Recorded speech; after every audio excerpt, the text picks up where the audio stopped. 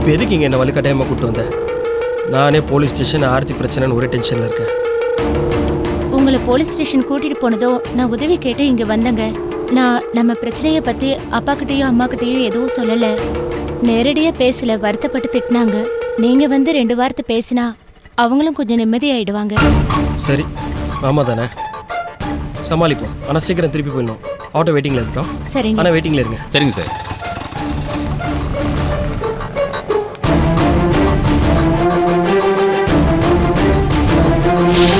வாங்க மாப்ள. வா மீனா. என்னத்த, எப்படி இருக்கீங்க? இருக்கோம். ஆமா, என்ன விஷயம்? அது ஏதோ போலீஸ் விசாரணை அது இதுன்னு சொன்னாலே. அதெல்லாம் ஒன்றும் பிரச்சனை இல்லை. பெரிய மனுஷங்க நம்ம கிட்ட எல்லாம் பேச மாட்டாங்க. என்ன ராஜு சொல்றீங்க? இல்லங்க, உங்களுக்கும் உங்க பொண்டாட்டிக்கும் நாங்களாம் இந்த வீட்டுல கண்ணுக்கு தெரிய மாட்டோம். இந்த வீட்டுல 2 பேர் தான் உங்க கண்ணுக்கு தெரிஞ்சவங்க. அது துவாரகேசும் ஸ்னேகாவும். மத்தவங்க எல்லாம் தான் உங்க கணக்குப்படி மனுஷங்களே கிடையாது. அப்படியெல்லாம் ஒன்றும் இல்லைங்க. நான் இன்னும் பேசியே முடிக்கல. மீனா மேடம்க்கு ஏதாவது பிரச்சனைனா நேரா வீட்டுக்கு வருவாங்க. இங்க இருக்கிற அம்மா அப்பா எல்லாம் கண்ணுக்கு தெரிய மாட்டாங்க. அவங்க கண்ணுக்கு துவாரகேஸ் ஸ்னேகா மட்டும் தான் தெரிவாங்க. அவங்க கிட்ட போய் பிரச்சனையை சொல்லுவாங்க. அவங்க கிட்ட பெரிய மனுஷங்கள நேரா ஐஜி வீட்டுக்கு கூட்டு போவாங்க. அங்க எல்லாரும் சேர்ந்து மொத்தமா டிஸ்கஸ் பண்ணிட்டு நாங்க கேட்டா அப்புறம் சொல்ல மாட்டாங்க. ஏன் இவ்வளவு கோவப்படுறீங்க?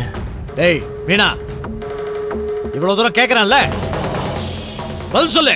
ராஜீவ், நீங்க பேசாதீங்க. என்னங்க, கொஞ்சம் அமைதியா நீ வாய் மூடு. ராஜீவா, பேசாம இருமா, அவ சொல்லட்டும். அது வந்து நான் அம்மா கிட்டயும் அப்பா கிட்டயும் போலீஸ் புடிச்சிட்டு போனதை சொல்லிட்டேன். இவங்க தான் நான் சொல்லலன்னு மாத்தி பேசுறாங்க. ஏய், நீ சொன்னடி, நான் ஒத்துக்கிறேன். ஆனா ஏதோ பேச்சோட பேச்சாதான் சொன்ன. ஸ்னேகாவை பார்த்த, அவ கூட பேசிக்கிட்டே போயிட்ட. எதுக்கு பிடிச்சாங்க, எதுக்கு விசாரிக்க இவரை கூட்டிட்டு போனாங்கன்னு எதுவுமே சொல்லலையேடி. இல்ல. ஏய் மீனா, என்ன அம்மா அப்பா கிட்ட சொன்னாலும் பிளேட்டை மாத்தி விடுற? விடுங்க ராஜு, அந்த பிரச்சனை தான் முடிஞ்சு போச்சே.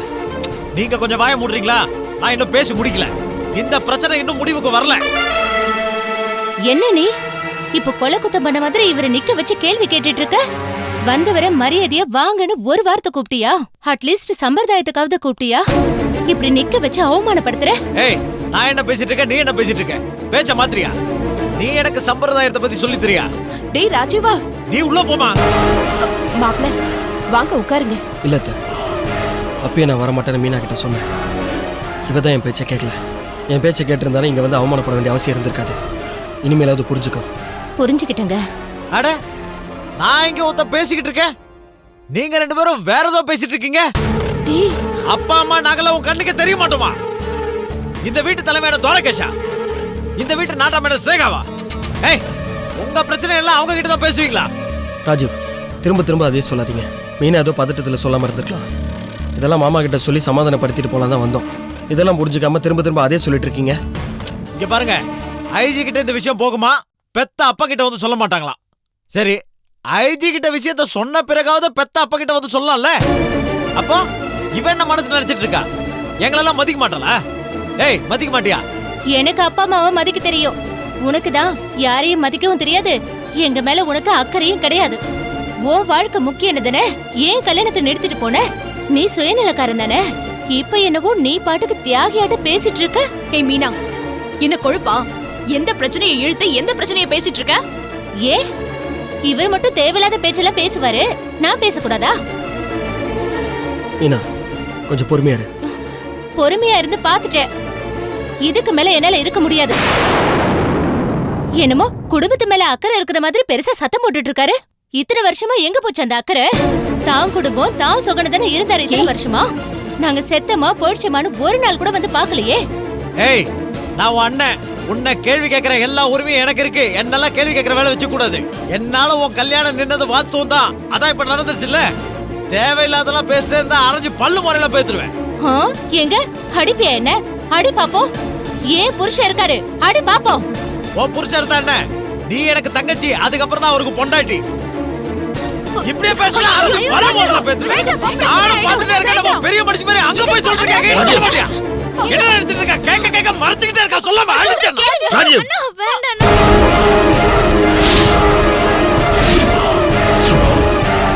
போதும் ராஜு, மாமா வீட்டில் இல்லாதப்போ தேவையில்லாம பிரச்சனை பெருசாக்காதீங்க.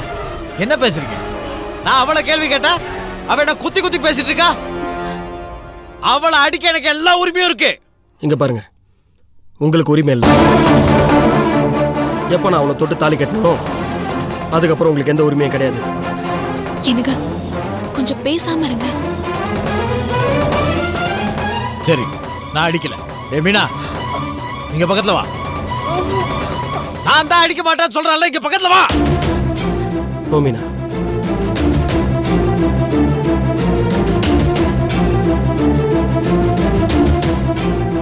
இவா, உனக்கும் துவாரகேஷுக்கு என்ன பிரச்சனை?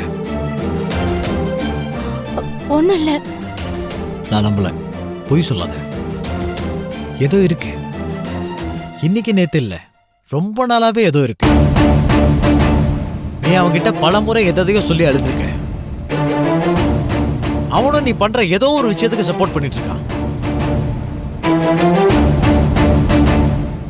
உங்க ரெண்டு பேத்துக்கும் தெரிஞ்சு ரகசியமா ஏதோ ஒரு விஷயம் ரொம்ப நாளாவே ஓடிட்டு இருக்கு.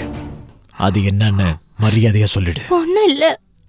இப்படி பொய் சொல்லி சொல்லி எங்களை ஏமாத்த பார்க்காத. ஸ்னேகா எங்க கிட்ட பல முறை சொல்லியிருக்கா. மீனாவும் துவாரகேஷும் கூடி கூடி பேசுறாங்க. மீனா ரொம்ப அழுவுறா. துவாரகேஷ் சமாதானப்படுத்துறான்னு ஸ்னேகா என்கிட்ட நிறைய தடவை சொல்லியிருக்கா. என்னன்னு கேட்டா சொல்ல மாட்டாங்க, மறைக்கிறாங்க, மழுப்புறாங்கன்னு நிறைய தடவை சொல்லியிருக்கா. அப்படிலாம் ஒண்ணும் இல்லைன்னு சொல்றேன்ல. ஏய், ஏண்டி போய் சொல்ற? நானே பலமுறை பாத்திருக்கேன். கேட்டா என்கிட்டயே சொல்ல மாட்டேங்கிற? அதான் சொல்றேன்லம்மா, ஒண்ணும் இல்லைன்னு. நானும் பல தடவை பாத்திருக்கேன். நீங்க கொஞ்சம் பேசாம இருங்க அண்ணி. கதிர் எத்தனை நாளா காணோம்? 2 மாசமா காணோம். இந்த பிரச்சனை 2 மாசமா நடக்குது. கதிர் விஷயத்துல எதை நீ எங்க கிட்ட மறைக்கிற? அவ எதையும் மறைக்கல. கதிர் என்னுடைய மச்சான், அவனை திடீர்னு காணோம். இது சாதாரண விஷயம் தான் நினைச்சேன். என் தங்கச்சிக்கு அவனுக்கும் அடிக்கடி சண்டை வரும். அவன் குடிச்சிட்டு வந்து சண்டை போடுவான். இந்த பிரச்சனை ரொம்ப நாளாக போயிட்டு இருந்தது. இதெல்லாம் உங்ககிட்ட வந்து சொல்லிட்டு இருக்க முடியுமா? சொன்னால் எனக்கு தானே அவமானம். அவள் சொல்கிறேன்னு தான் சொன்னா, நான் தான் வேணான்னு சொல்லிட்டேன். இல்ல, கதிர் காணாம போகிறதுக்கு முன்னாடியே ஏதோ ஒரு பிரச்சனை ஆரம்பிச்சிருக்கு. நான் துவாரகேஷ் கிட்டயே ஒரு நாள் நேரடியா கேட்டேன். மீனாவுக்கு என்னடா பிரச்சனை, எதடா மறைக்கிறீங்கன்னு கேட்டேன். ஆனா அவன் என்கிட்ட சொல்ல. அது இவ சம்பந்தப்பட்ட ரகசியம் தான். அந்த மாதிரிலாம் எதுவுமே இல்லை. இருக்கு. சரி, இப்போ என்ன? அப்படியே இருந்தால் கூட நான் தானே கவலை பண்ணோம். நீங்கள் கவலைப்பட வேண்டிய அவசியமே இல்லையே. நான் இதை உங்ககிட்ட சொல்லணுங்கிற அவசியம் கூட எனக்கு கிடையாது. என்ன பேசுறீங்க சரவணன்? கொஞ்சமாவது யோசிச்சு தான் பேசுறீங்களா? ரொம்ப நாளா இவளும் துவாரகேஷும் சேர்ந்து ஏதோ ரகசியம் பேசுறாங்கன்னு கேட்டு இருந்தா அவ பேச மாட்டா. அப்படி எதுவும் இல்ல. நீங்க உங்க பொண்டாட்டிக்கு சப்போர்ட் பண்றீங்க. என்ன நினைச்சுக்கிட்டு இருக்கீங்க எல்லாரும்? என்ன அர்த்தம்? ஒண்ணு, ஏதோ நடந்திருக்கு, அது உங்களுக்கு தெரிஞ்சிருக்கு. அவ செய்யற தப்ப நீங்களும் சேர்ந்து மறைக்கிறீங்க. 2, அது வெளியே சொல்ல முடியாத அளவுக்கு பெரிய தப்பா இருக்கு. அது தெரிஞ்சா குடும்பத்துக்கே பெரிய தலைகுனிவு ஏற்படுத்துறதா இருக்கும். இங்க பாருங்க ராஜு, மாமா எதையும் தப்பா நினைச்சுக்க கூடாது. அவரை சமாதானப்படுத்தணுன்றதுக்காக தான் நான் இங்க வந்தேன். உங்களுக்கெல்லாம் பதில் சொல்ல வேண்டிய அவசியம் எனக்கு இல்ல. மாப்ள, அவ ஏதோ தெரியாம பேசுறா மாப்ள. இப்ப இந்த கேள்விக்கு பதில் சொல்லனா அவ இந்த வீட்டுக்குள்ளே வரக்கூடாது. ராஜீவா, என்னங்க பேசுறீங்க? ரொம்ப சந்தோஷம் ராஜு. மாமா வீட்டுல இல்லாத நேரத்துல எங்களை அவமானப்படுத்திட்டீங்கல்ல. பரவாயில்ல, நீங்க சொன்ன இந்த வார்த்தையை மாமா சொன்னதாவே நான் எடுத்துக்கிறேன். இனிமே இந்த வீட்டுக்கு மீனாவும் வரமாட்டா, நானும் வரமாட்டேன். வர வேணாம், தாராளமா கிளம்புங்க. யாரும் உங்களை வர சொல்லி சொல்லல. ஐயோ மாப்ள, அப்படி எல்லாம் சொல்லாதீங்க. என் பேச்சு கேளுங்க மாப்ள. மீனா, மாப்ள. வா.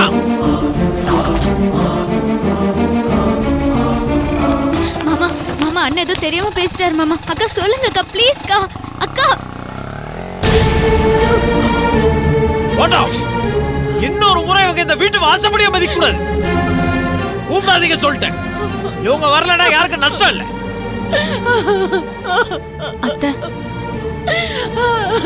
என் புள்ள இப்படி ஒரு வார்த்தையை சொல்லிட்டானே. என் மகளும் மருமகனும் கோச்சிட்டு போறாங்களே. நான் இப்ப என்ன பண்ணுவேன்? இந்த குடும்பத்தை பிரிக்கணும்னு நினைச்சேன். ஆனா மீனாவை இந்த குடும்பத்தை விட்டு பிரிக்கணும்னு நினைக்கலையே. நம்ம பிளான் பண்ணாமலே ஒரு நல்ல காரியம் நடந்திருக்கு. இது நமக்கு பம்பர் போனஸ் தான். ராஜீவ் சொன்ன மாதிரி மீனா ஏதோ பெரிய ரகசியத்தை மறைக்கிறா. குடும்பம் உடைஞ்சு போனாலும் பரவாயில்லங்கிற ரேஞ்சுக்கு சரவணனும் துவாரகேஷும் அதுக்கு சப்போர்ட் பண்றாங்க. அப்படின்னா அது ஏதோ முக்கியமான ரகசியமா தான் இருக்கணும். அது என்னன்னு கண்டுபிடிக்கணும். கண்டுபிடிப்போம்.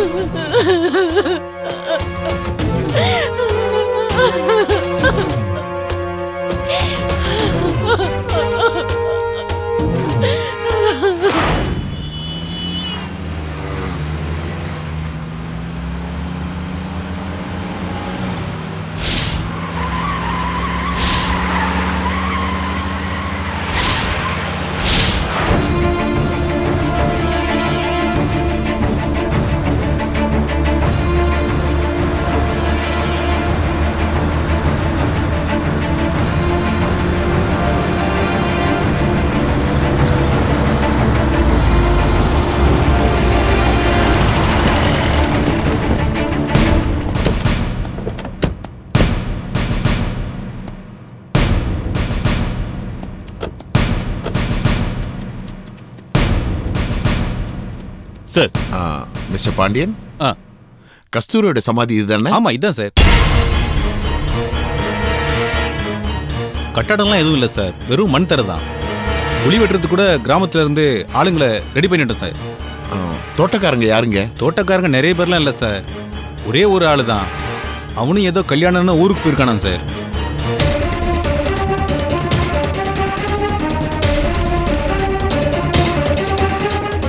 கான்ஸ்டபிள், எதுக்கு கிரவுட் சேர்க்கிறீங்க? அனுப்புங்க எல்லாரையும். ஹலோ, இது எதுக்குங்க போட்டோ எடுக்கிறீங்க? கொஞ்சம் தள்ளி போங்க. யோ, நீங்க ஏன் போட்டோ எடுக்கிறீங்க? போங்க போங்க அந்த பக்கம். யோ, போய் அந்த பக்கம் போய். வேற எதுவும் தகவல் சரியா தெரியல சார். நான் விவோவுக்கு இன்ஃபார்ம் பண்ணியிருக்கேன், அவரும் வந்துட்டு இருக்காரு. அப்ப விவோ வந்தவன தான் வேலையை ஆரம்பிக்கணுமா? இல்ல சார், நம்ம ஆரம்பிச்சிடலாம். பர்மிஷன் வாங்கிட்டீங்கல்ல? வாங்கியாச்சு சார். இங்க மாலையெல்லாம் யாரோ போட்டிருக்காங்க. இங்க அடிக்கடி யாராவது உள்ள வந்து பூஜை பண்றாங்களா? கஸ்தூரி உயிரோட இருந்தப்போ இந்த பக்கம் இடம் வாங்கி போட்டதா சொன்னா. ஒருவேளை அவ வாங்கி போட்ட இடமா கூட இருக்கலாம். அவங்க அண்ணன் ராகவன் தான் மெயின்டைன் பண்ணிட்டு இருப்பாரு. சரி, நீங்க வேலையை ஆரம்பிங்க. தோணுங்கப்பா.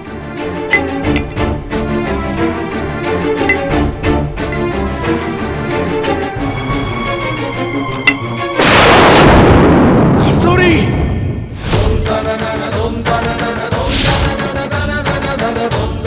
மாமா மாமா மாமா என்னாச்சு? தண்ணி மாமா தண்ணி இதோ கொண்டு வரேன். நெஞ்சு வலிக்குது. உட்காருங்க.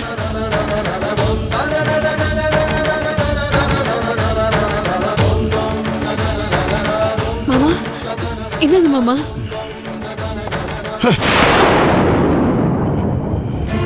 அம்மா, நீ தண்ணி கொண்டு வா. இதோ வந்துட்டேன் மாமா. என்னங்க மாமா, குடிங்க.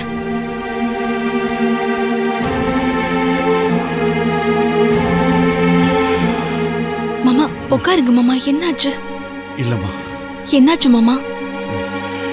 தெரியலம்மா, ஏதோ யோசனை. திடீர்னு நெஞ்சில சுழீர்னு ஒரு வலி.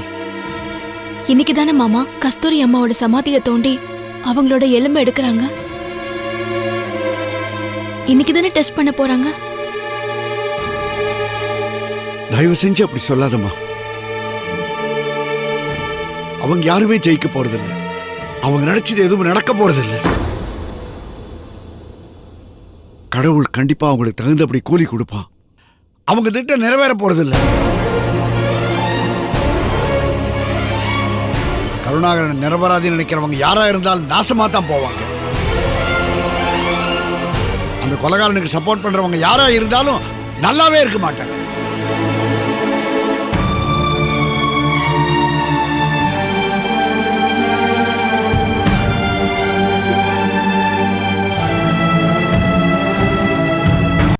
இருந்தாலும் மாமா களி முத்திடுச்சு.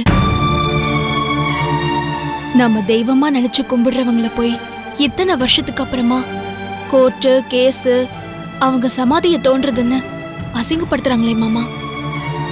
இதெல்லாம் ரொம்ப தப்பு மாமா. அவங்க முயற்சி தோத்து போகுமா? கடவுள்னு ஒருத்த நிச்சயமா இருக்காமா. அவன் எல்லாத்தையும் பார்த்துக்கிட்டு தான் இருக்கான். இல்ல மாமா, நாம அவங்கள சும்மா விடக்கூடாது. குழி தோண்ட விடாம அந்த இடத்துல போய் தர்ணா பண்ணணும். கோர்ட்டுக்கு போய் எதிர்ப்பு தெரிவிச்சிருக்கணும் மாமா. கோர்ட் ஆர்டர் என்னமா பண்ண முடியும்? ஆனா செத்தவங்களை அசிங்கப்படுத்துறாங்களே, அதுவும் கட்டின புருஷனே இந்த யோசனையை கோர்ட்ல சொல்லியிருக்கான். தன்னை காப்பாத்திக்கணும், தன் மேல இருக்கிற பழியை எப்படியாவது அடுத்தவங்க மேல போடணுங்கிற வெறி. அந்த பழி போயிட்டா அந்த ஹாஸ்பிடல் திரும்பி வந்துடும் இல்ல, கொலைகாரங்கிற பட்டம் போயிடும், சந்தோஷமா சொத்தை அனுபவிக்கலாம் இல்ல, அந்த நினைப்புமா. இதெல்லாம் தான் அந்த கருணாகரனை மேலும் மேலும் கீழ்த்தரமா செய்ய வைக்குது. இதுக்கெல்லாம் கடவுள் கூலி கொடுப்பாரு மாமா. கடவுள் எதுக்குமா கூலி கொடுக்கணும்? என் கஸ்தூரி கொடுப்பாமா, கஸ்தூரி நிச்சயமா கொடுப்பா. நீ வேணா பாத்துக்கிட்டே இரு. அவளை அசிங்கப்படுத்தணும் நினைக்கிற எல்லாரையும் கண்டிப்பா ஒரு நாள் அவ நிச்சயமா பழி வாங்குவா. இது நடக்கும். என் தங்கச்சி மேல நான் வச்சிருக்கிற பாசம் உண்மைனா இது கண்டிப்பா நடக்கும்.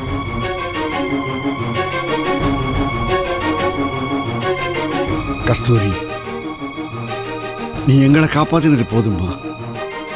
ஒன்னு நீயே காப்பாத்திக்க, ஒன்னு நீயே காப்பாத்திக்கமா.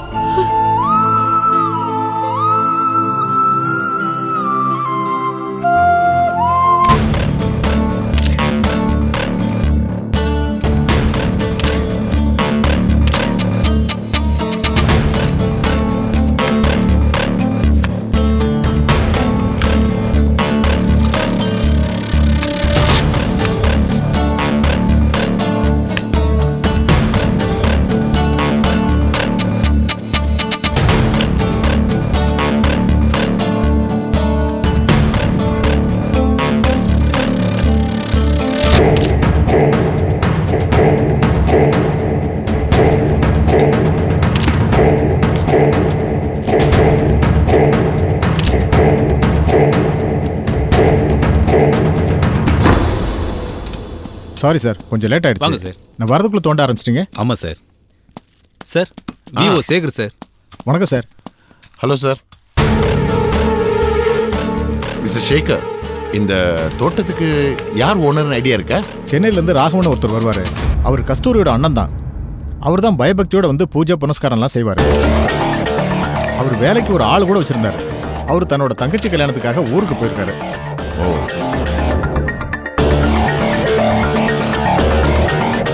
சார் இங்க வந்து பாருங்க சார்.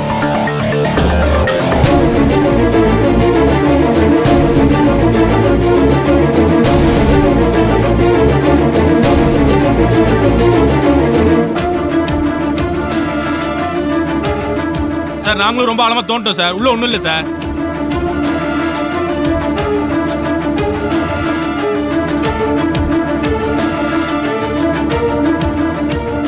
சார், ஃபோரன்சிக் லேப்க்கு இந்த சாம்பிள்ஸ் எடுத்துட்டு போய் செக் பண்ணுங்க.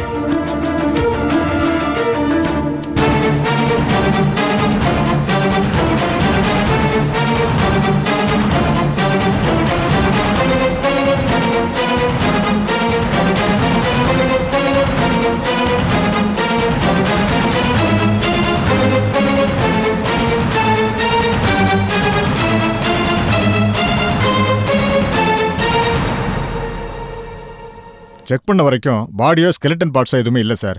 வெறும் கல்லு மண்ணா தான் இருக்கு. நான் வேணா சாம்பிளுக்கு செக் பண்ணுறதுக்கு 2-3 கல் எடுத்துக்கிறேன் சார்.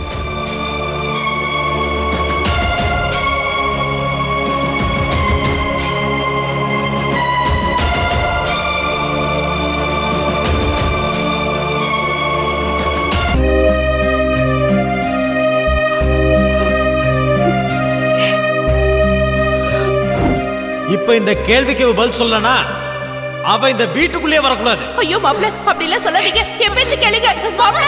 மீனா, மாப்ள.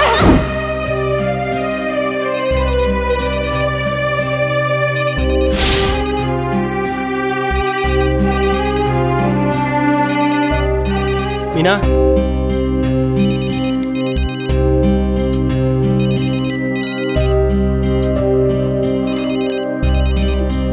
மீனா, உங்க அம்மா பேசுறாங்க, பேசு.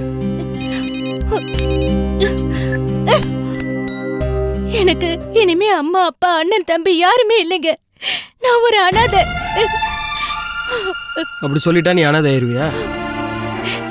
அந்த ராஜீவுக்கு உங்க மேல கை வைக்கவோ இல்லனா அந்த வீட்ல இருந்து உங்களை வெளியே போன்னு சொல்றதுக்கோ எந்த ரைட்ஸும் இல்லைங்க. அது அவன் வீடு, அவன் சொல்லிட்டான். இதுல என்ன தப்பு? என்னது அவன் வீடா? 7 வருஷமா அவன் எங்க போனா? அப்ப தெரியலையா அது அவன் வீடுன்னு? அப்பா அம்மா கஷ்டப்பட்டாங்களே, என் தம்பி சம்பாதியத்துல குடும்பமே கஷ்டப்பட்டுச்சு. அவன் அப்ப ஏசி கார்ல போனானே, அப்ப தெரியலையா நம்ம தங்கச்சி கல்யாணம் ஆகாம நிக்கிறாளேன்னு? இதெல்லாம் இதுக்கு என்கிட்ட சொல்லிட்டு இருக்க? ச்சே.